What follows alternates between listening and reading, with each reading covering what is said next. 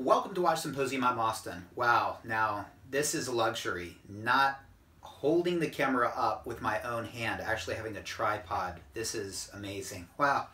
I can use my brain power for talking instead of thinking about my hand.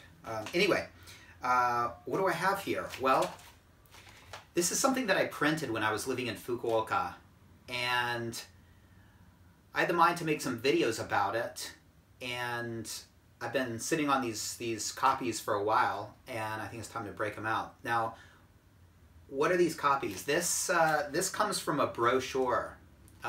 It's just copies, right? But it comes from a brochure of talking points that Rolex sent to their retailers. It's very interesting in the sense that this is basically Rolex talking to the people selling their watches. And it's interesting to read because what you're getting is some internal conversation between, you know, the makers of the watch and the sellers of the watch, and really not for the ears or the eyes of the buyers, right? And so it's interesting, some of this stuff. So what I thought I'd do is I'd go through and read you some of these and talk about it. So I wish I had something a little bit more visually pleasing than you know, black and white copies, but it is what it is. All right, so Rolex talking points. Now, the first page is a message from Andre J. Heiniger, Chief Executive Managing Director, Montre Rolex SA Geneva.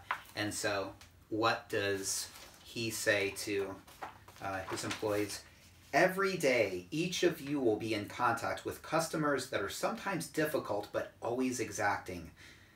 I want you to know of my great interest in the work you have chosen to do. This booklet has been written specially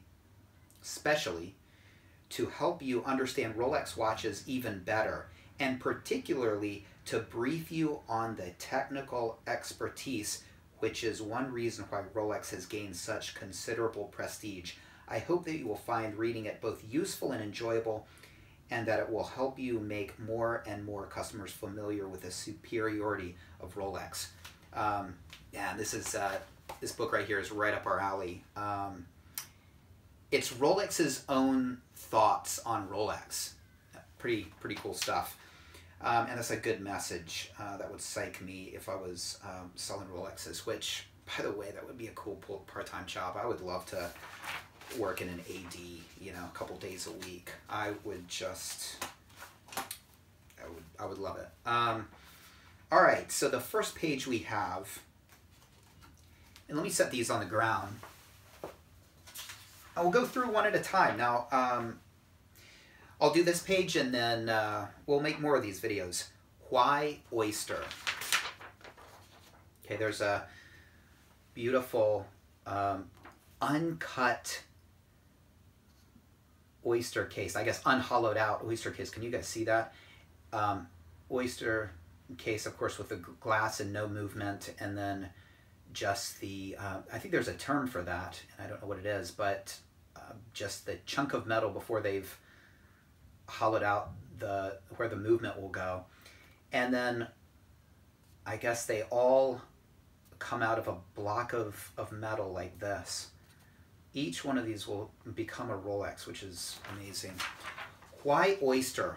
It was Hans Wilsdorf, founder of Rolex, who gave this name to the world's first waterproof wristwatch in 1926. And certainly, one could not find a better symbol to illustrate its qualities. The Rolex Oyster is as much at home underwater as the marine oyster from which its name is borrowed. All Rolex Oysters are guaranteed waterproof to a depth of at least 100 meters or 330 feet, and for some models to 200, 300, 610, and 1,220 meters. The Oyster Case, a unique conception. Each oyster case is carved out of a block of stainless steel, 18-karat gold or platinum. At least 162 separate operations are necessary to transform the metal block into an oyster case. A further 32 operations are necessary to manufacture the twin lock winding crown. Nearly all finishing is done by hand.